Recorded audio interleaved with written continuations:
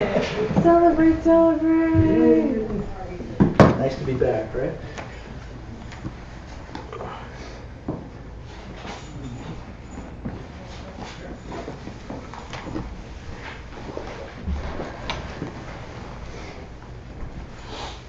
Oh, the car's so cool.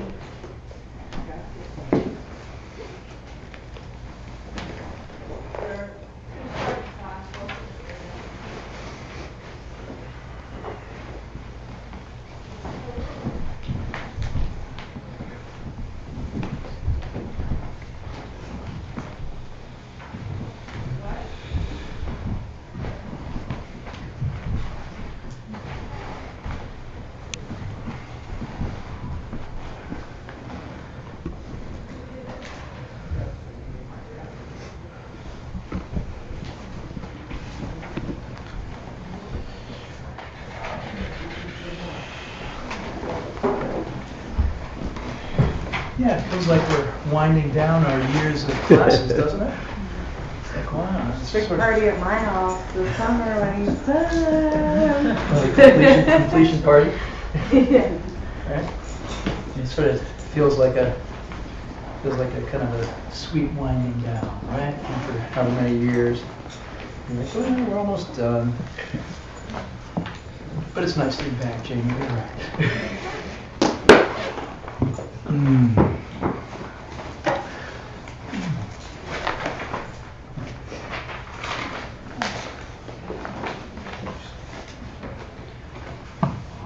Okay.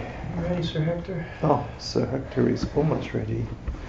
We'll make sure his holiness is in shot. And also the CD.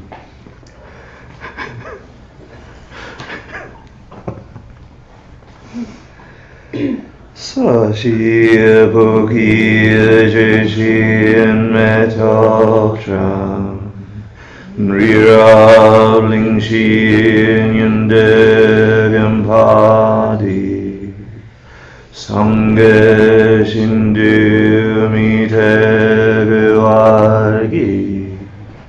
Drokunam Dashin La Chuparsho Idam Guru Ratnamandalakam Ninyatayami Sangha Jidang Zoki Jognam La Janchu Bardu Dakni Gapsuji Daki Junyangi Pezonangi Drolavanjir Sangha Druparsho Sangha Jidang Zoki Jognam Lam Janchu Bardu Dakni Gapsuchi Daki Junyangi Pezonamki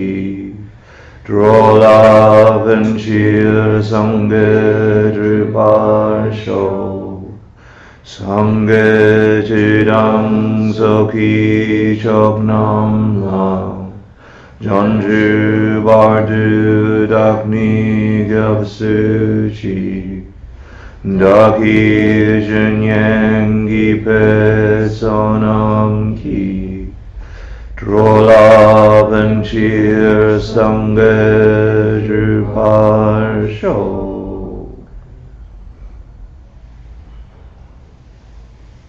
Thank you for coming. Please sit comfortably for a few moments of meditation. Sit with your spine straight, torso in an even plane, comfortably. Breathing through your nostrils.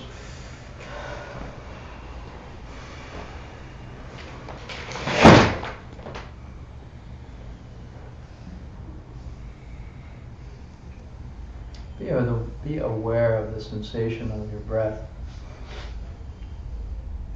the balancing of the in-breath and the out-breath. Observe the duration of the outflow and the inflow in a relaxed, uncontrived fashion. Just monitor and observe and count 21 rounds of breath. beginning with an exhalation and an inhalation, completing a round.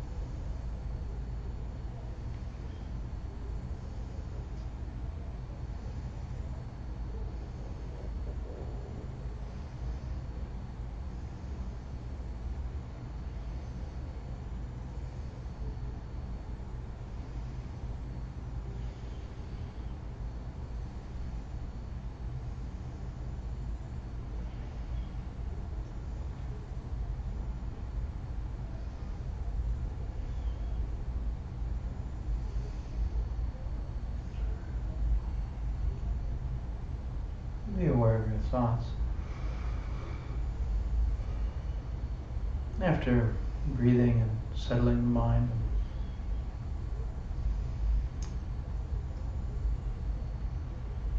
move into a more neutral place mentally.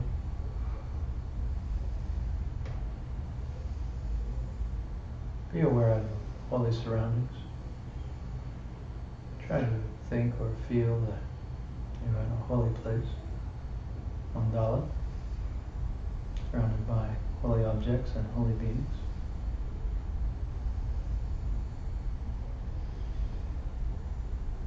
You can visualize it or feel it or think it.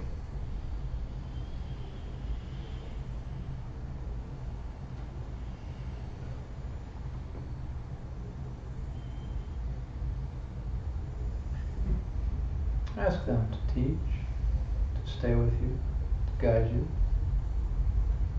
and help you understand holy principles, ideas, impulses, to help you cultivate holy impulses in yourself.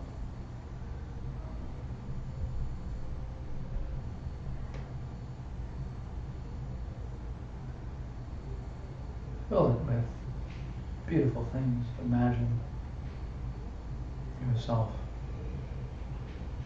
manifesting or bringing beautiful things here, offering them exquisite shapes and colors.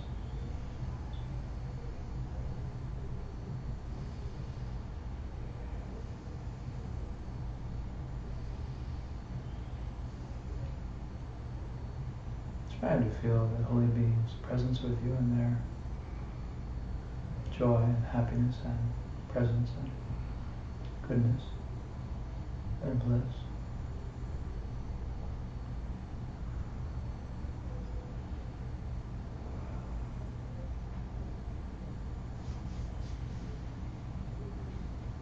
Especially ask them to help you to penetrate more deeply into the nature of pure reality, stainless reality, holy reality.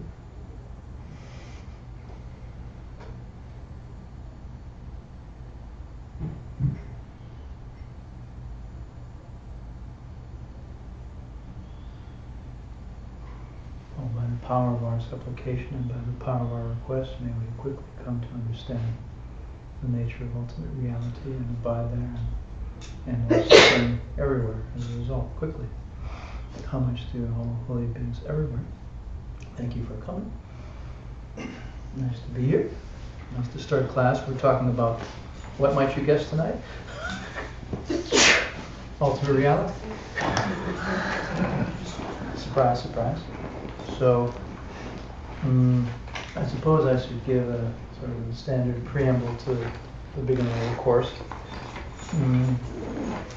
This is course number 6 of the 15 ACI courses, right? Which is what? Diamond Cutter Sutra. The Diamond Cutter Sutra, right? Which is on emptiness, right? And we'll spend two classes on that.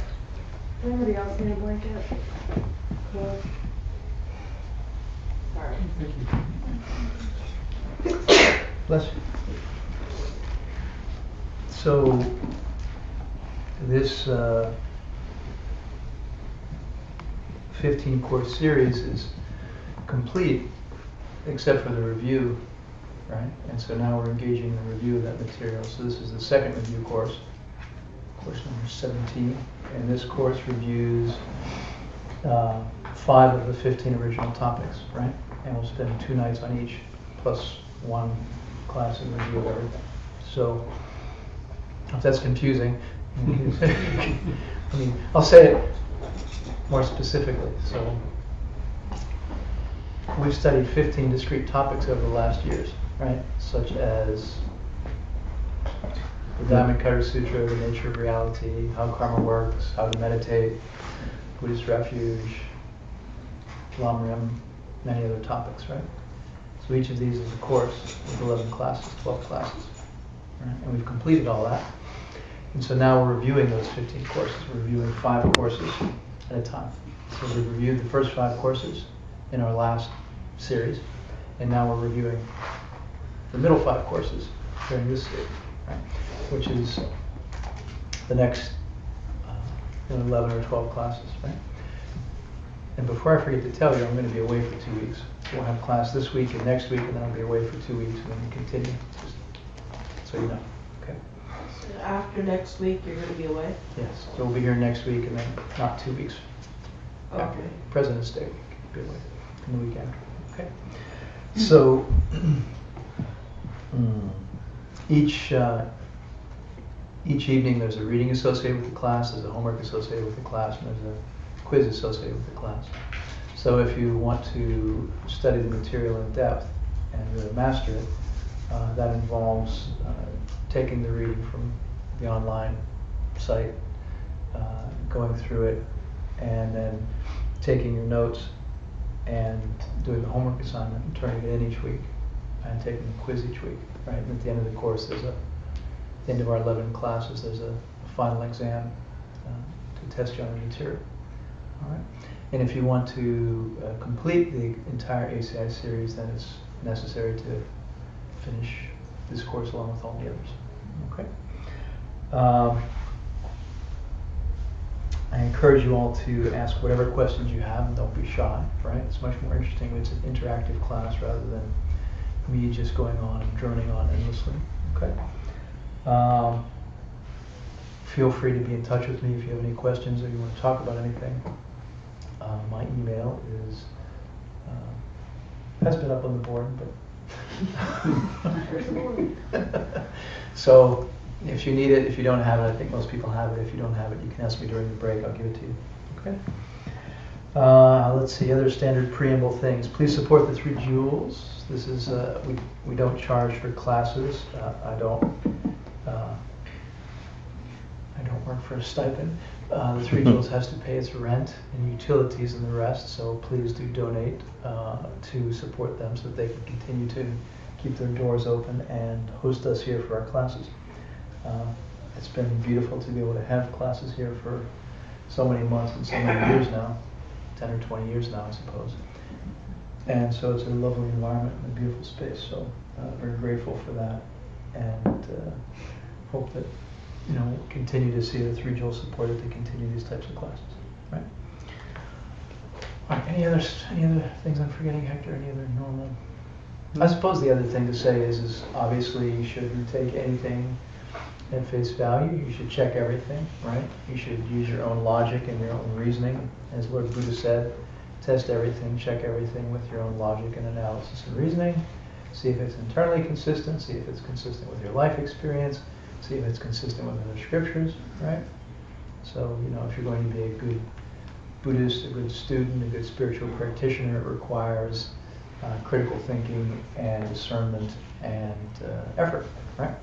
So please dig in and do that. All right, so tonight we're going to do the introduction to the Diamond Cutter Sutra, right? And sutra means teaching spoken by the Buddha, by Lord Buddha, right? This lecture, this is a lecture that was given by Lord Buddha, right? So Lord Buddha in his day spoke the sutra. So please say, occasionally I'll speak some Tibetan for the sake of planting some seeds.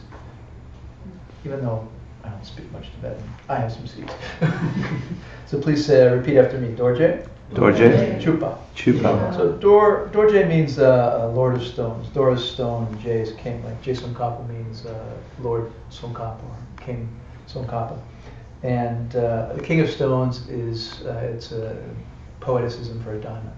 Right? Diamond is considered to be sort of the highest stone, if you will. And then Chupa means cutter. So in Sanskrit it's Vajracharaka. Vajra means diamond, and Charaka is cutter. So there are 3 different meanings to the word diamond in the title. And this is called the Diamond Cutter Sutra for a specific reason. And so we'll explain the title and the meaning of the words in the title, and several meanings of the words in the title. So that's on your homework. So good to take notes if you're doing your homework, right? So the first and most important is that a diamond is an ultimate. It's the most of something. If we think about ultimates in our life, in our world, there really aren't any. Really, I mean, you can always have more of something, right? Something can always be bigger. Something can always be smaller, something can always be taller, right? You can add an inch, you can go to the edge of the universe and you can go a little further, right? So it's hard in our world to think of ultimate anything. But if we try to think of something ultimate in our world, this existence that we have, a diamond is really the closest thing we have to an ultimate that we can come up with. So in the physical world, there aren't really any ultimates, but from the perspective of a diamond is something like 10,000 times harder than the next hardest stone. It's kind of as close to an ultimate as we'll get in a material sense, in a physical sense, right? Nothing can scratch it. It's like, I don't know, it's like 50,000 times stronger than steel, or harder than steel, right? So it's substantial. It's as hard as you can get for us, right? As close as we have as possible to something which is an ultimate. And so a diamond is a metaphor for emptiness or ultimate reality. And I use the terms synonymously. They mean the same thing. If you hear someone speaking about suchness or voidness or emptiness or ultimate reality, they're all synonyms, right? So don't be confused. It's just a handle and a label and a term, right? So sometimes when people are speaking about emptiness, it can be confusing because you're like, emptiness? What does that mean? It's not a term and a word that has an obvious connotation for us in our language, right? So personally I find ultimate reality to be a little more clearer reference, okay? So anyway, a diamond is a metaphor for emptiness or ultimate reality. So when a person experiences ultimate reality directly, it's a very major event in their existence and in their life. Once one perceives and experiences ultimate reality, immediately after that, there's this sort of the mind is looking for a way to describe it. The mind is looking for a way to talk about it, and so the natural metaphor that arises for someone who has perceived ultimate reality directly is the diamond. I saw ultimate reality, I saw emptiness, how can I describe it? And so the idea of the diamond comes to mind. Because the diamond is the closest thing in our world, which is ultimate. It's the closest thing in our world to something which is ultimate, as we say, right?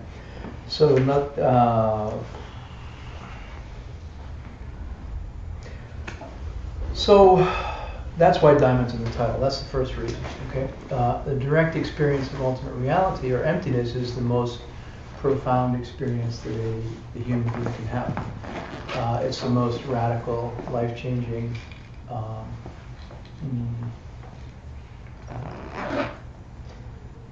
monumentous, transformational experience that a human being can have. Okay, so that's the first reason. So we compare emptiness to a diamond because a diamond is ultimate. So then, secondly, when we talk about emptiness, every object in the universe has emptiness. Okay? This paper has its emptiness. I have my emptiness. The floor has its emptiness. Each of us has its own emptiness. Every hair on our head has its own emptiness, right? So New York City has its own emptiness. My mind has its own emptiness.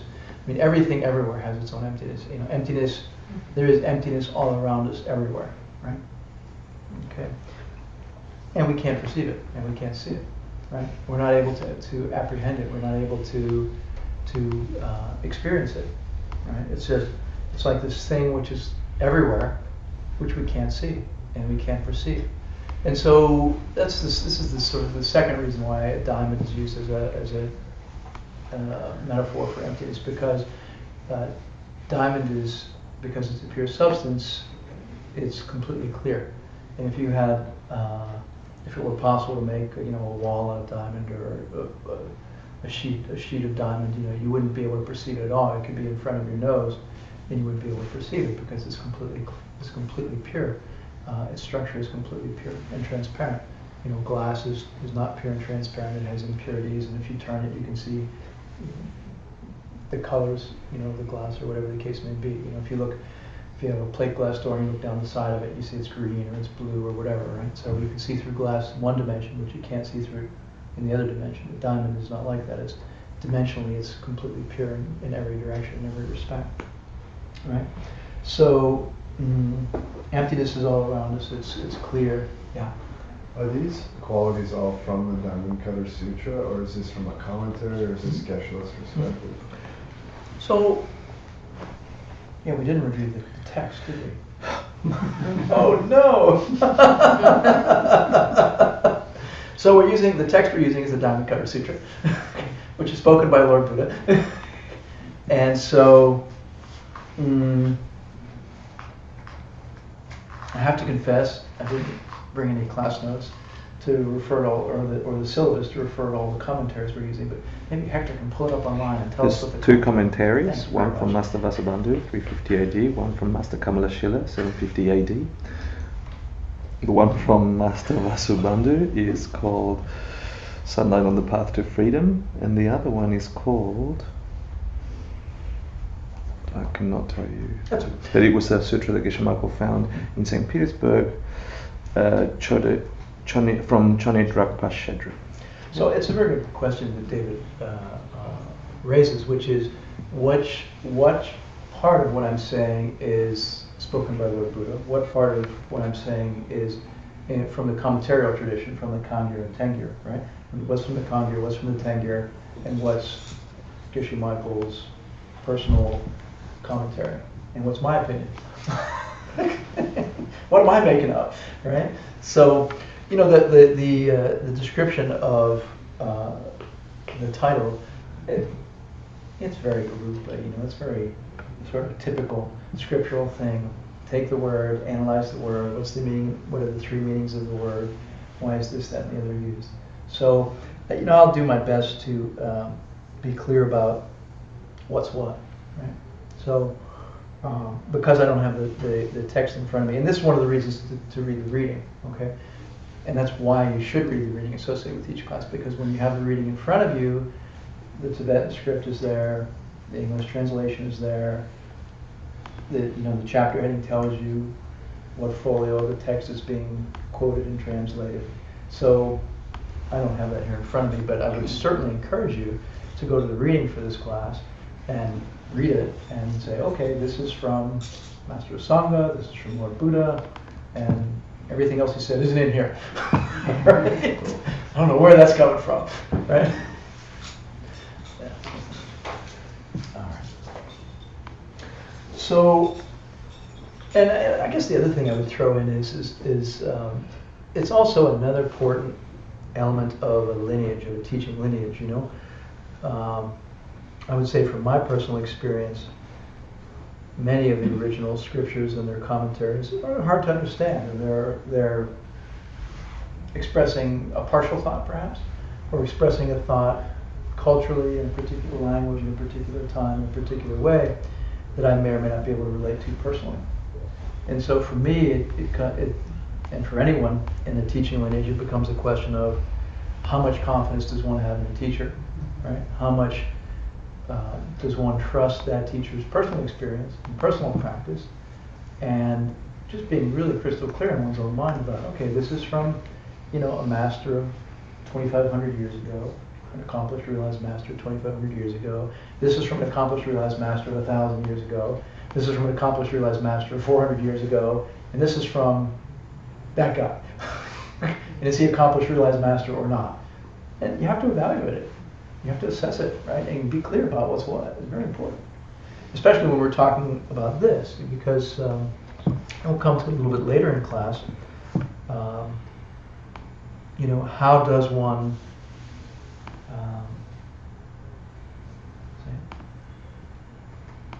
it's important to have the guidance of a qualified master, and how does one then pursue that, right? How does one find and accept and follow the instruction of a qualified master? And of course evaluate them on the front end, right? Very important, extremely important, right? Many of the things, I'm going to say this, I found in my personal practice that many of the concepts which are taught in the scriptures have holes in them where I don't understand things. Or said, perhaps a better way to say it is I have holes in my understanding from reading what might be in a book or a scripture or a commentary, right? And so I find it to be extremely useful and extremely relevant to have an oral instruction, a personal instruction from a teacher who, you know, is a contemporary, you know, that fills in those holes in my understanding and my comprehension. So it's good to look at it from that perspective and to think of it from that perspective. You know? Okay. All right. So you know, ordinary people, ordinary everyday average people aren't aware of and don't perceive the ultimate reality, which is everywhere around them, right? Just as if they are surrounded by pure diamond, you know, that they could see through, and it were all around them. You could have a diamond, you know, wall around you, and if you were just looking, you wouldn't be able to see it, right? Totally pure, totally invisible, okay? And it takes extraordinary preparation to see emptiness. It's not something where you just kind of go like, oh yeah, there it is. Unfortunately, I wish it were like that, right? So that's the second thing you've done, right? It's all around us constantly and we don't perceive it. And that's, the third eye that you see on some tankas and some paintings is referring to that. It's a symbolism associated with the ability to perceive emptiness or ultimate reality. Right? Okay. So that represents seeing emptiness. And so to see emptiness, you have to have an extraordinary amount of virtue. It requires a very pure mind and a very still mind. It takes collection of karma, a huge collection of virtuous karma, serving a holy being, spiritual teacher for a long time, serving the sick for a long time, or the needy for a long time, building a house for your lama. The amount of time that it takes to perceive emptiness is not that different than the amount of time it takes to be a master just about anything else. If you want to be a master meditator, it takes about the same amount of time as it would require to be a master ballerina. Master? I don't know. Mistress. Whatever. Or a master Piano pianist player. or a master swimmer or whatever. It doesn't matter. If you're going to get to the Olympics, you have to practice and work out regularly, right? It doesn't just happen because you wish it and you dabble 15 minutes a day. Right, and meditation is the same, and perceiving emptiness and ultimate reality is the same. So it requires a serious commitment of time and effort, a consistent commitment of time and effort and energy, right? So like that, all right. And if we don't put that kind of time and energy into it, then we won't see it in this lifetime, most likely, right? And then what happens if you don't perceive ultimate reality? You don't have the insurance of No insurance policy, right? becoming enlightened in a couple Their lifetimes. insurance policy was never enforced, yes. Yeah, you die, right? The ordinary course of human life and life in this realm that we perceive is you're born, you get old, you die. And we have a particular mind and mental state right now. And when we die, it changes, right? This state of mind is 1 in a million. There are millions of possible mind states. There are millions of possible levels of reality or modes of perception, if you will, right? There are millions of beings that we can perceive, and there are millions of beings that we cannot perceive. And so when we die, we become one of those. Our mind stream continues on to one of those other states, right? So we've succeeded in developing our mind to a point where it's virtuous, to a point where it has a high intellectual capacity, and where we have a body which is capable of doing the work necessary to become enlightened in one lifetime. But when we die, we lose all that, and the mind goes to one of these other states. Animal, insect, bug, or any other mind state, doesn't matter, another realm. So this is the only mind state with which we can perceive emptiness. And that makes this an incredibly rare opportunity and an incredibly rare mental state. It takes a certain type of mind to be able to perceive emptiness and to become enlightened in one lifetime. And that's this one. That's the human mind in the human realm, right? So if we don't do it now, then we take rebirth countless times, millions and millions of years of rebirths, right? If we do it now, then we have our insurance policy in force, right, Mrs. Dora? Yeah. Perceiving ultimate reality in this life is a guarantee that we'll become enlightened in a fairly short amount of time. So anyway, that's the third reason that emptiness is like a diamond. We use the word diamond. It's precious. Well, it is precious. But their point here is that it goes back to the fact that emptiness, everything has emptiness, and it's all around us, and it's crystal clear, and we can't perceive it, right? So it's like a diamond in that respect. It's like if you smash a diamond into countless pieces, every piece is exactly the same, right? Completely pure and completely clear, right? And emptiness is the same way. The emptiness of my hair, and the emptiness of me, and the emptiness of my phone, and the emptiness of this paper, they're all exactly the same, in that they have the same status. They are all identical. You know, you don't perceive one kind of emptiness when you see the emptiness of my phone. And then when you see the emptiness of me, you don't see a different kind of emptiness, right? It's exactly the same emptiness, whether you're perceiving the emptiness of the clock, or the emptiness of the room, the emptiness of Hector, or the emptiness of David. That emptiness is exactly the same, right? They're, So you said that only humans can see emptiness? Is that right? what I said is this mind and this body is the only one where you can perceive emptiness and become enlightened in one lifetime. Now, Geshe Michael in his commentary, when he taught it, said that the human mind is the only one where you can perceive emptiness. Now, I don't know if that's his opinion or if it's a scriptural authority, but he said that and I repeated it. But I can't back up with anything. Just So that means to be like, clear. like a tantric deity can't see emptiness. Well, we have to get to that, don't we? There's a tantric deity, and what has a tantric deity perceived already to be a tantric deity?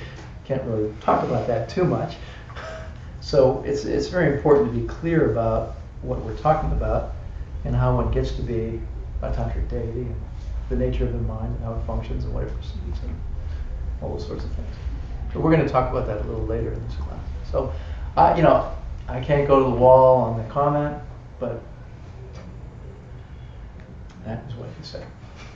He said that this mental state, this human mind, is the only mental state and the only mind state which is capable of perceiving emptiness directly. So, you have to evaluate it further, would be my suggestion. Check some other scriptural references and other traditions and other teachers and see what you come up with. I can't qualify it any further. It's good for being clear. All right. Where I lost my track.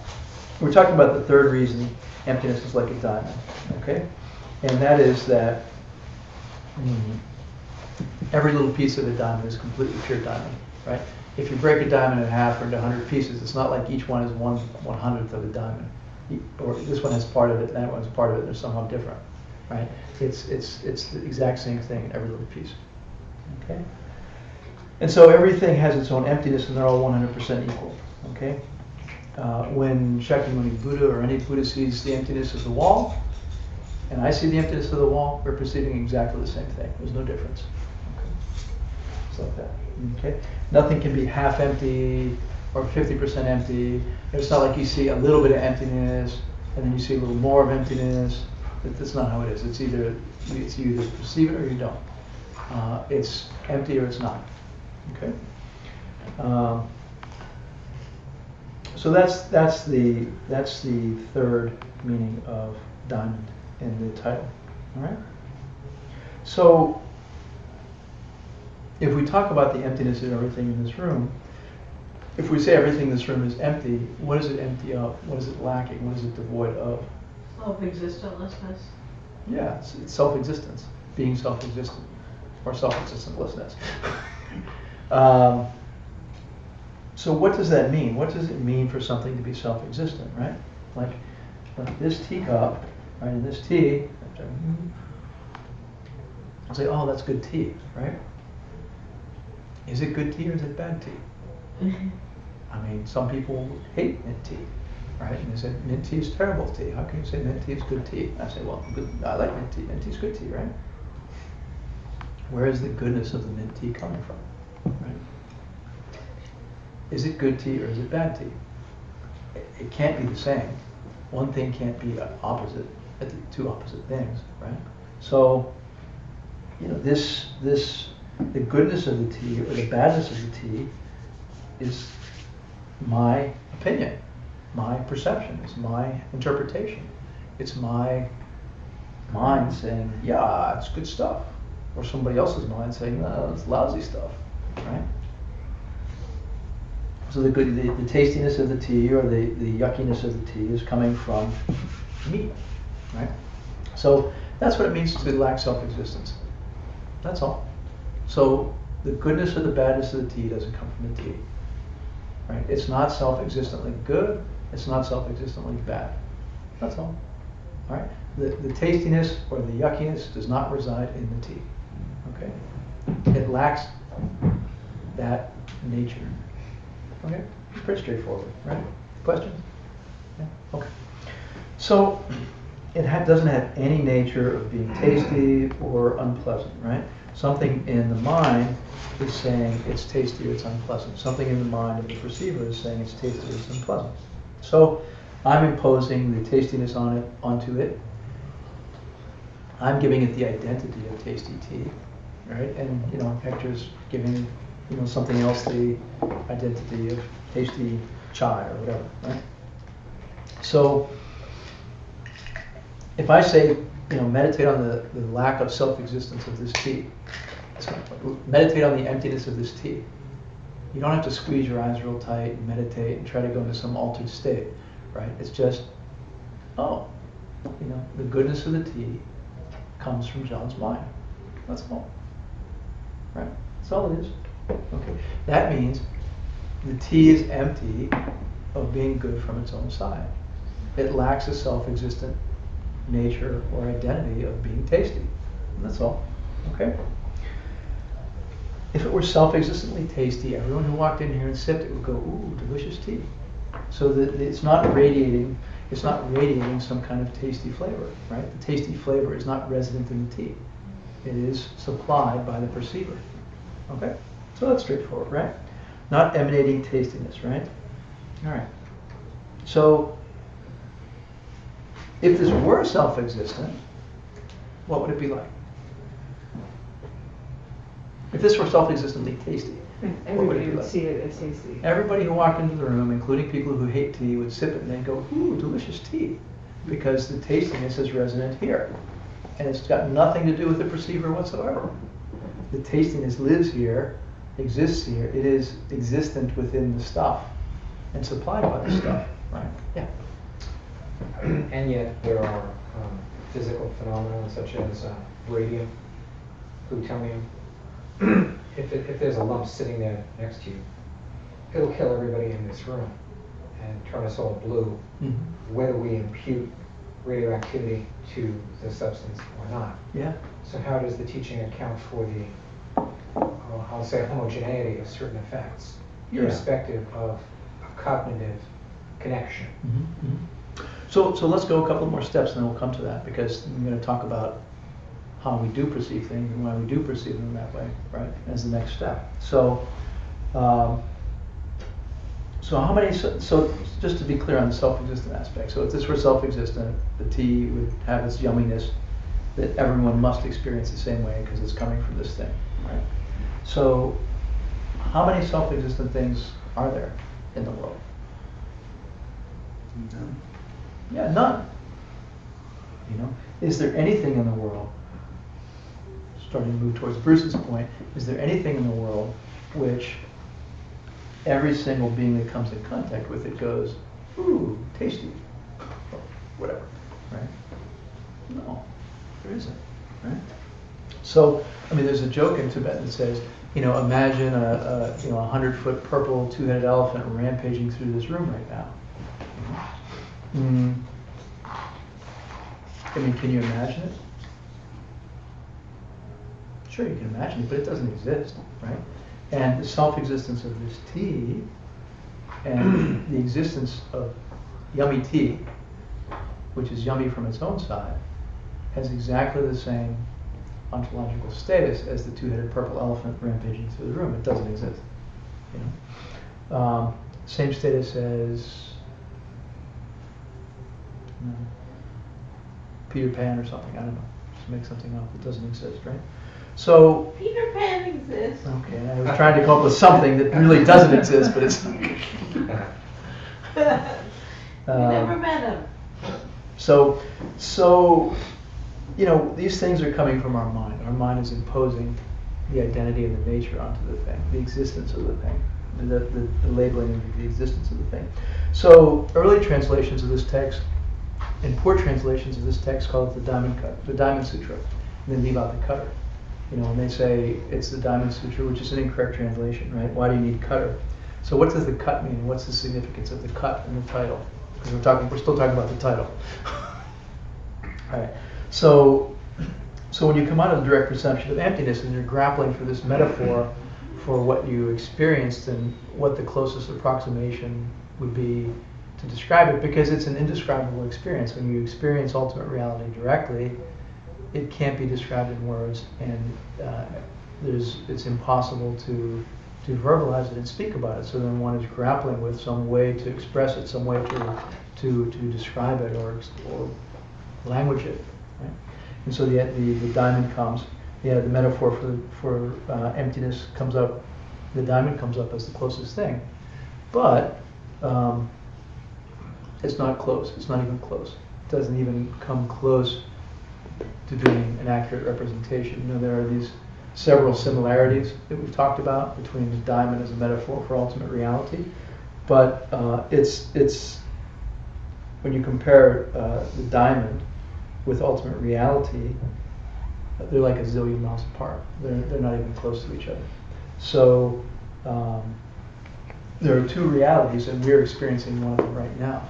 There's conventional reality and ultimate reality, and we're experiencing ordinary conventional reality.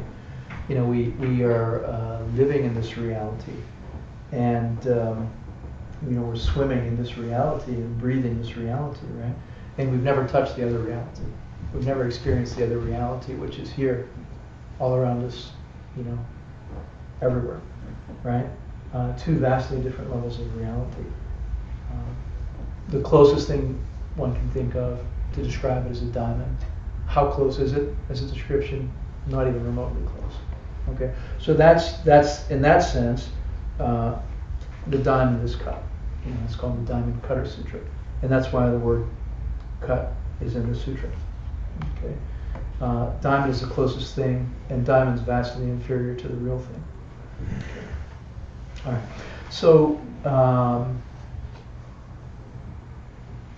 if one experiences ultimate reality, it's a vastly different reality, a whole different reality. And when you do that, when you experience ultimate reality, you see and realize that you will become an enlightened being in a finite, specific period of time, in a certain number of lifetimes, short, very few lifetimes, right? And that's the reason why we're having this class. The reason why we have, it's said that all Buddhist teachings are, one way to interpret and present Buddhist teachings is that any teaching which is not directly talking about emptiness is a figurative teaching, or is a support, you could say, is a secondary teaching, or is supporting our movement and our understanding of emptiness, right? And so the reason that we're having all these classes, and the reason that we've gone through all of the courses that we've gone through, is to understand emptiness and ultimate reality, and to be able to have a direct experience of ultimate reality. Okay, that's the purpose of this class, and that's the purpose of the entire class series. And to do that, we have to be meditating. Right? It requires a deep meditation. It's not possible to experience it except in deep meditation. Okay. So it's important to understand another concept. Please say gakcha. Gotcha. Gakcha. Gotcha. So it means the thing we deny. So what is it that we deny? When we're talking about emptiness, we are saying that things are empty of something. You can't just say, Hector's empty. You just say, what's he empty of? Common sense? I mean, Skinniness. we could go. We won't. We could spend a long time on it, but we'll stay focused. And so that's the gakcha, right? What is the gakcha? Right? The gakcha is the thing which we deny. All right. What do we deny?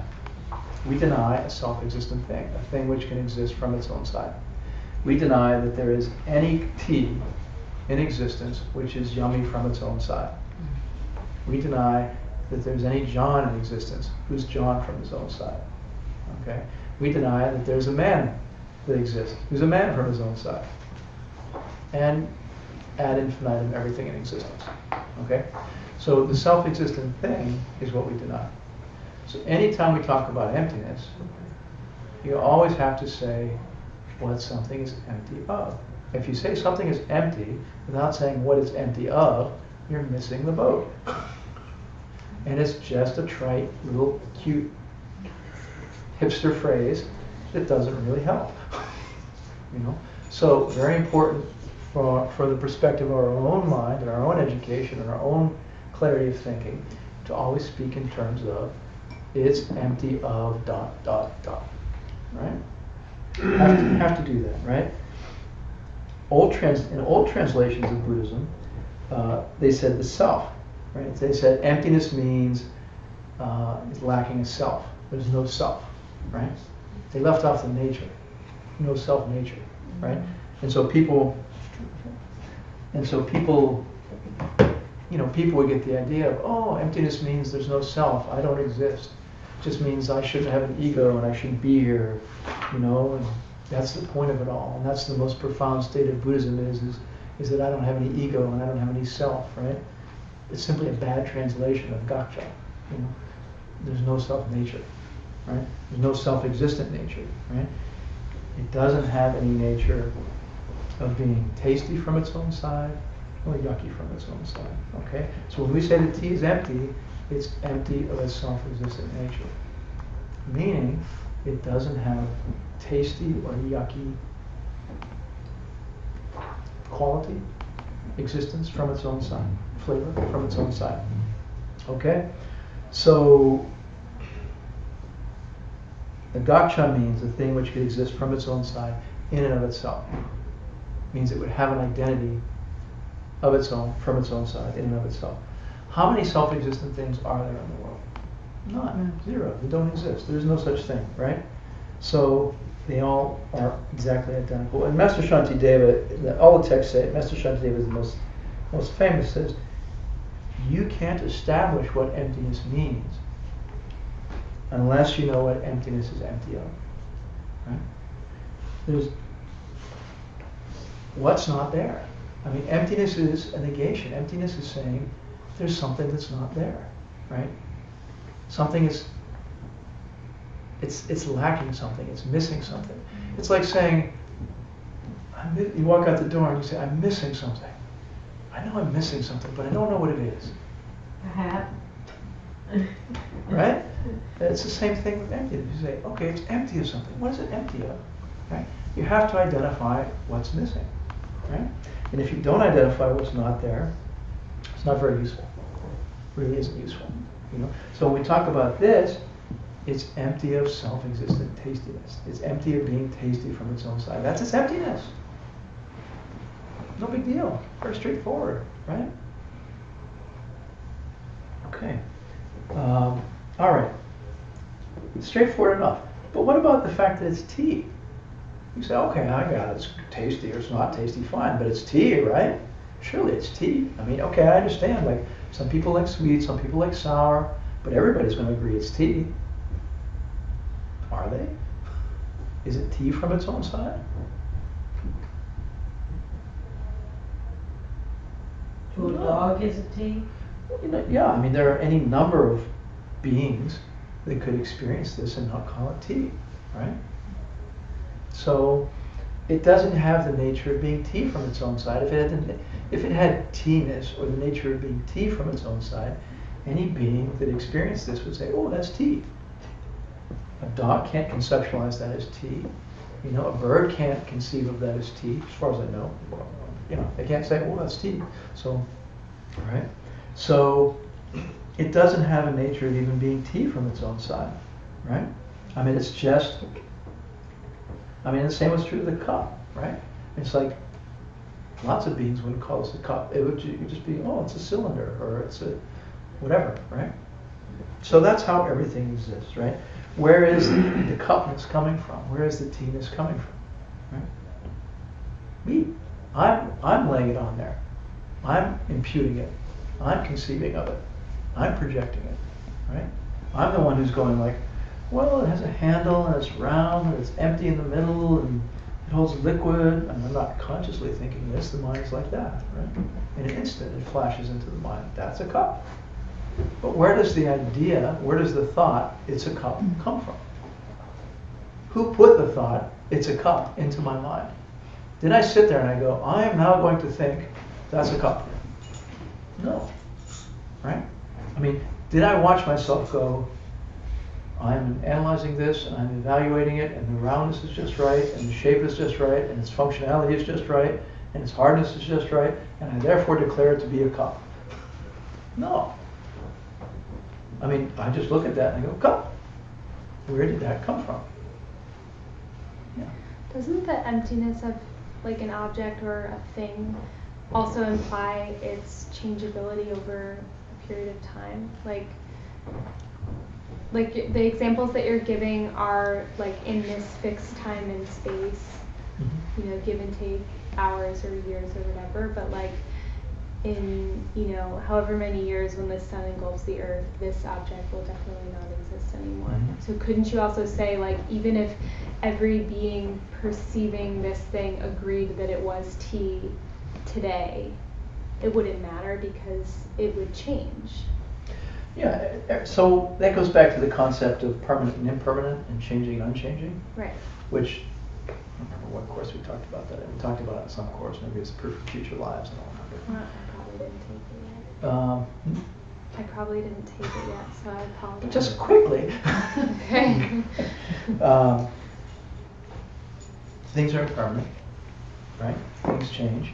Things come into existence and go out of existence. All of that's true. Emptiness comes into existence and goes out of existence. As long as this cup exists, it has its own emptiness. If I take, you know, a 100-pound weight and drop it on this and smash it to dust, is it a cup anymore? No, just in an ordinary sense, is it a cup anymore? No, it's a pile of dust. I mean, it doesn't function as a cup. I'm not going to call it a cup, right? So the cup is gone. The cup has changed and gone out of existence, right? Now I got a pile of dust, you know, ceramic dust, right? Does that ceramic dust have its own emptiness? Yeah, just like the cup has its own emptiness. Right? So don't get hung up on it, because if I talk about this, I mean, let me just take a step back. It's the exact same thing. I look at white powdery stuff on the ground, right? And I go, am I watching my mind go, white powder, little tiny pieces, not connected to each other, perceived it as a cup a few seconds ago. I analyze it and I hereby call it ceramic dust. Do I watch my mind do that? No. Does it have the nature and identity of ceramic dust from its own side? No. A name and a term and an idea and a concept is being imputed onto it and projected onto it by my mind. And that's where it gets its identity from and its nature from, right? So it's empty of self-existence. It's empty of self-nature. It's not ceramic dust from its own side. It's ceramic dust for me because I just apprehended that and projected that, right? So that's the idea, right? But so I go back to my question again, which is my mind just kind of went ceramic dust, cup. How did those things pop into my mind? Where did they come from? Why did they pop into my mind? What's going on? Right? I mean, we don't spend our day saying, crap, where did that thought come from? Crap, why did I just think of this as a cup? Right? I mean, we're basically living simple, unexamined lives, and that every thought that streams through our noggin is our thought in a simple, unexamined fashion. And it's just like, well, that's me. That's my thought. That's how it works. No problem. Right? And we're not stepping back and going, where the hell are these thoughts coming from? Why are they happening? Why did I call that a cup? You know? Why do I even think of that as dust? So, anyway, we say it comes from karma. We say it comes from mental seeds. We say the mind is functioning the way in which it's functioning because of the seeds which are ripening in the mind stream. We say that karmic seeds which we collected in the past are ripening and flowering and causing us to have perceptions. Okay? So we say that the mind, we say that karmic seeds are asserting themselves, energetic impulses are asserting themselves to cause the mind to function in a particular way and to perceive things in a particular way. Okay? And so then, Bruce, that speaks to your question and your point, which is, why in the world does everyone see the sun come up? Why in the world does everybody who's exposed to tritium die? You know, why in the world does everyone who's in a fire get burned? Right? And from a Buddhist perspective, the answer to that is everyone doesn't. Those beings that we perceive as human have a similar, what's called shared karma, such that fire burns their bodies. If you had a being made of light, if you believed that there was such a thing and there was a being made of light and it was standing in a fire, it would burn the body. But then we're, talking out of the bounds of normal perception. So, I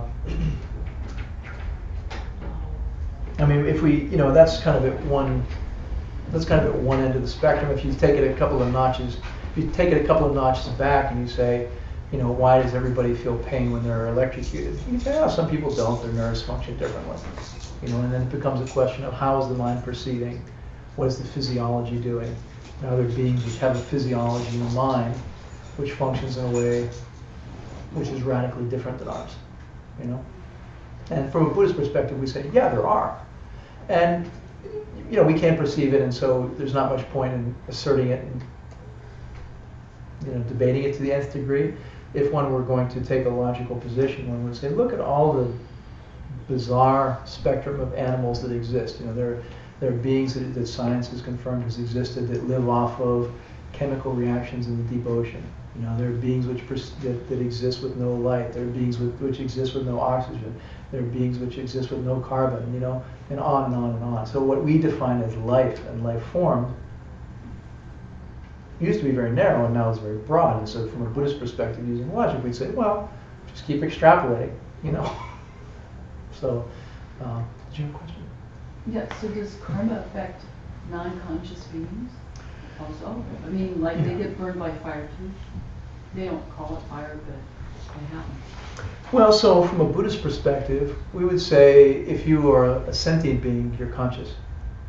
So, we get into the definition of terms, we get into definite terms a bit. So then it's, what is it that makes a living being? And from a Buddhist perspective, we say, if you're a living being, then you have sentience.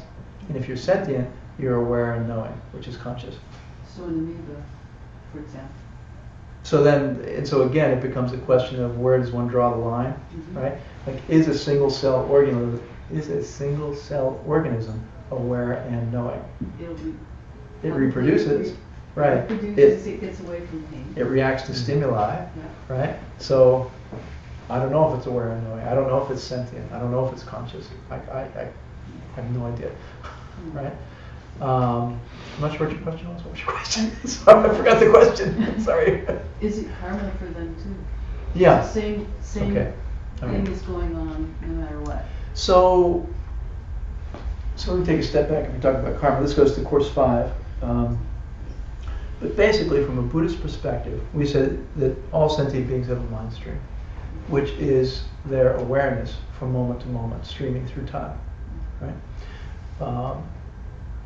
That awareness, that mind stream, is the collection of their karmic seeds. And so from a Buddhist perspective, we say you collect a karma every time you think a thought, say something, or do something. It's karma of body, speech, and mind, right? So I don't know if an amoeba thinks a thought, right? Doesn't speak or doesn't, but it does things, or, The idea of consciousness is there's a conscious awareness, and karma is collected by a being perceiving itself doing something. So anytime a being perceives itself doing something, it collects karma. Now, I have no idea if a single-cell organism or an amoeba or a multi-cell organism perceives itself doing something, So my dog could collect karma. Absolutely. She could Yeah. definitely. Absolutely, sure. So, so the action of perceiving oneself do something collects a karma. Right? And those karmic seeds, which are basically energetic impulses, they're energetic residues of latent energetic impulses. The collection of those things are what constitute our mind stream. So all of the trillions and trillions and trillions of residual energetic impulses, some of which are active and some of which are not, right, are the karmic seeds in our pocket, in our mind stream, right? And the configuration of those energetic impulses flowering and firing and combining create our perception, right? So I was reading an interesting, see how we're going to end up on time tonight. I was reading a very interesting book. It came out a while ago called The Buddhist Brain by Rick Hansen. And I was just in the first chapter, and he said, and he's a Buddhist guy, but neuroscientist, MD and neuroscientist on neurology of the brain and how it works. And he was saying there's something like 100 trillion to the 100 trillionth power of possible neural combinations where nerves could fire, right? At any given instant, right? It's just like, it's mind-boggling. I mean, you can call that karma. I mean, this is not scriptural. Just, we're talking. Let's be clear. I mean, perhaps you can think of that as karma. What is it that leads 100 trillion nerves to fire in an exact sequence to lead to an exact impulse, an exact reaction, right? Why didn't one fire that way? 1 trillionth less fire like this, or 1 trillionth more fire like that, which would have led to a different result. Crazy, right? Yeah. Getting a little off topic, but spare those. All right. So we're talking about karma and having karma in your mind. So if you have pretty good karma in your mind, I mean, what is this? This is a cylinder, right? I mean, this is an arm, but it's really just a cylinder, right? So if I've got pretty good karma in my mind, I look down and say, oh, there's a cylinder, and that's my arm, and I'm a human being, right? If I got lousy karma, if I have a mind which is functioning in a different way, at a different level, I have the perception of this as, a leg or an antenna or a whatever, I don't know, because I am perceiving things in a different way, right? And if I have really great karma, meaning what? Meaning if my mind is very pure, if my mind is functioning in a way to configure and perceive and project purity, right, then I'm seeing like this glowing arm of light, which is ultimately beautiful and exquisite and, has no problem ever again, and it's called, a tantric deity or an enlightened being or something, right? So, so when we start to talk about the nature of perceptions and the nature of reality, it's a shift in perception. Being a human being from moment to moment is simply a perceptual shift. Seeing you move is simply shifting perceptions, right? Seeing myself become a dog or an insect or a tantric deity is simply a shifting perception. Is it possible that perception would shift and I'd see myself as a tantric deity for 30 seconds? Why not? Is it possible a perception would shift and I'd see myself as a tantric deity for a year? Why not? Is it possible my perception would shift and I'd see myself as a tantric deity or an enlightened being forever? Why not? Is it possible my perception would shift and I'd see myself, as a dog for a month or a year or 10 years or whatever the case may be? Why not? Right? I don't have any nature from my own side. There is a mind which is functioning to perceive in a particular way, based upon energetic impulses and karmic seeds ripening and everything else, right? So there is no dog factory, on the other side of the sun, which is creating dogs, which when you die, your mind floats off and gets zipped into the dog, and then you're a dog, and then you somehow pop up somewhere. That's not how it works, right? There's not a place in the center of the earth, which is hell, where you there's like a little burning body and you all of a sudden pop into it, It's not how it works. It's simply a perceptual shift, right? That's how things come into existence and go out of existence, right? So it can happen in a moment, and so, death itself is a shift in perception. You know, we have the perception of moving and breathing and walking and talking, and the perception shifts. You know, we have a perception of not moving and not breathing. Why do I go, oh, a cup? It just popped into my head. From where? Right? Why do I have a perception I'm moving? It just popped into my head. From where? Right? What if a perception of not moving just popped into my head? Perception is reality. Valid perception is reality in Buddhism. Right? One can have any infinite number of perceptions. Right? So, and it's critically important to understand what causes these perceptions to pop up in our mind and in our head. Right? Like, how do I keep the perception of being dead from popping up in my mind? You know? How do I get the perception of being a tantric deity or an enlightened being or an angel or something to pop up in my head, into my mind, right? I mean, that's what we're talking about, and that's why we're here, and that's why this is such an important topic. It's such an important sutra in class, right? So, if we practice very hard, very seriously, engage in the highest practices, click virtue, have a pure mind, pure perception, then in this lifetime, before we die, we can perceive ourselves as a holy, enlightened being with a, you know, a body of light and all the rest, right? I mean, there's nothing human about this cylinder from its own side. You know, this thing has exactly the same status as this thing. Absolutely no difference. This is empty of any self-existence or any self-nature. This is empty of any self-existence or any self-nature. This whole thing, right? Mm-hmm. Okay, so if I suddenly perceive myself as a god, Mm-hmm. what does everybody else perceive? Don't know, right? You only have your perception, right? And so that brings us to a very important point, which is, so let's just do this again, right? Because it's much easier to take a simple object. Is it possible that you could see this as a cup, and someone else, some other being, could see this as like a big wall or something? Sure, like a little ant can see this as a big wall and can see it as a cup, all right? Is it possible that one being could see you as a dog, another being could see you as an angel? Exactly the same thing. A little harder to wrap the mind around because it's not an inanimate object. But if you have a frame of reference where you loosen the idea of I exist from my own side, you see, this is the problem we all have. Our mind is wrapped so tightly around self-existence. I really am a human being. I really do exist this way, and my humanness is coming from me. And every single being that perceives me as a human being. If a fly sees you right now, are you human? No. You're just a food source or who knows what, I don't know. You know? So we have to, this really takes the ability to step back and look at it from with a larger lens, you know, a much wider frame of reference to say, infinite beings, infinite realms. Which realms and which beings are perceiving you as a human? Some are, right? So that's why I try to stick with simple examples, because it's easier for the mind to go, yeah, okay, that makes sense. Because once we get into deep, self-existent, grasping view, which is mainly focused on me, most of what we grasp to is called me and mine, which is me, my body, and my stuff. Right? Those are the things we grasp onto most tightly as self-existent. And so hard to talk about those things and to wrap the mind around those things. Right?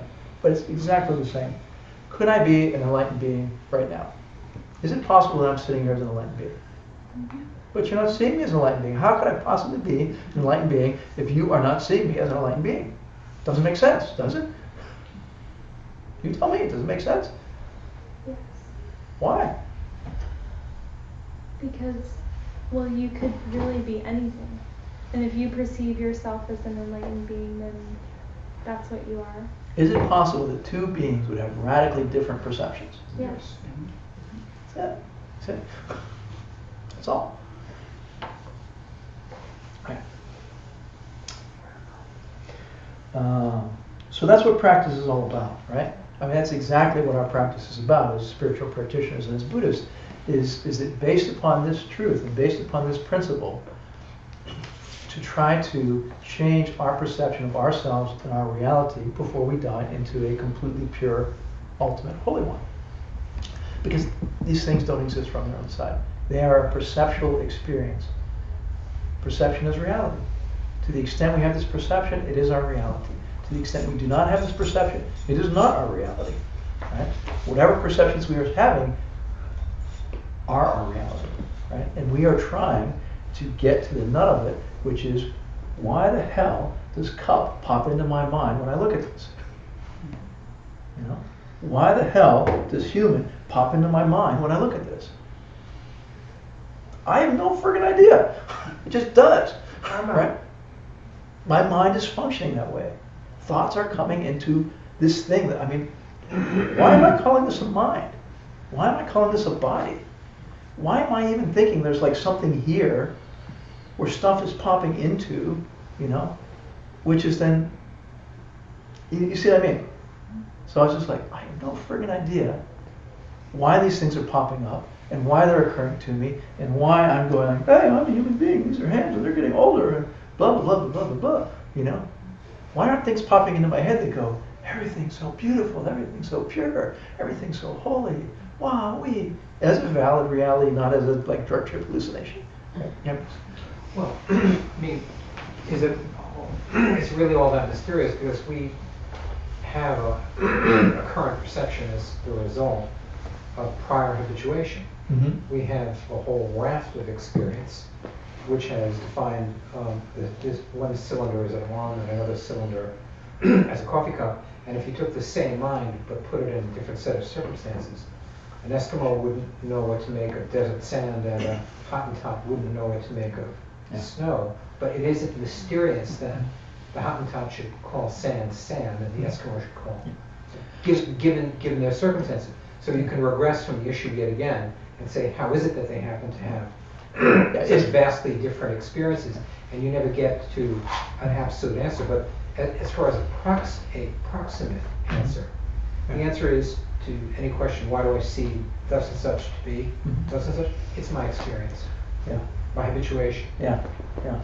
Yeah. Which is plastic, and it could be anything else and would be anything else if I had a different set of experiences. So if we take that principle, let's just take that idea, right, which is, well, we were habituated from birth to have our language and conceptualization and all the rest, right, which has caused the mind to function in a particular way.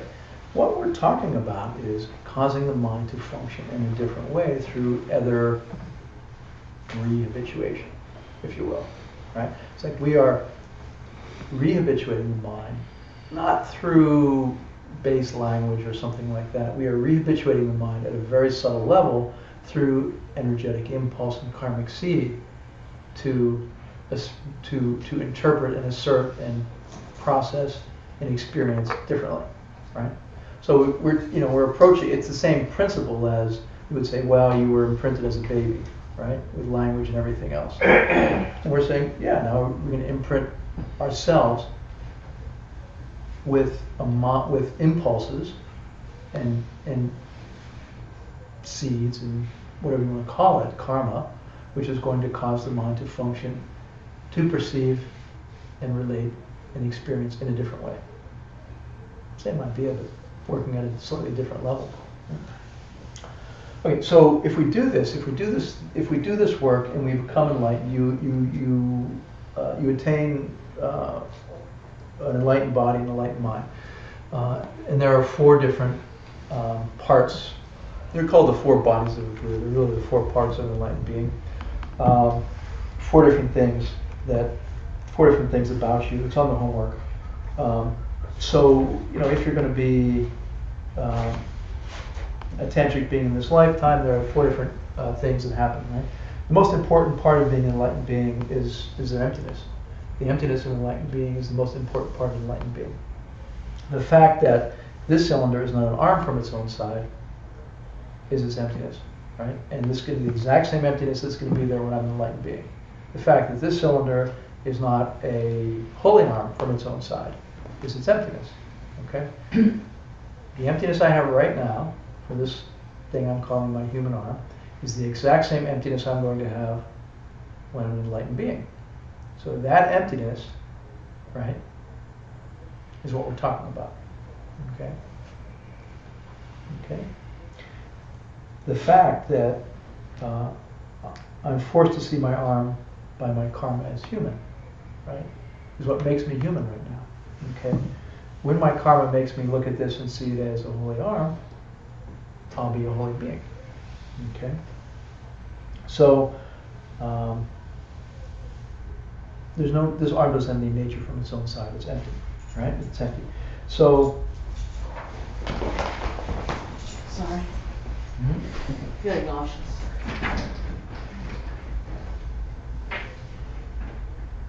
that's called a Buddha nature.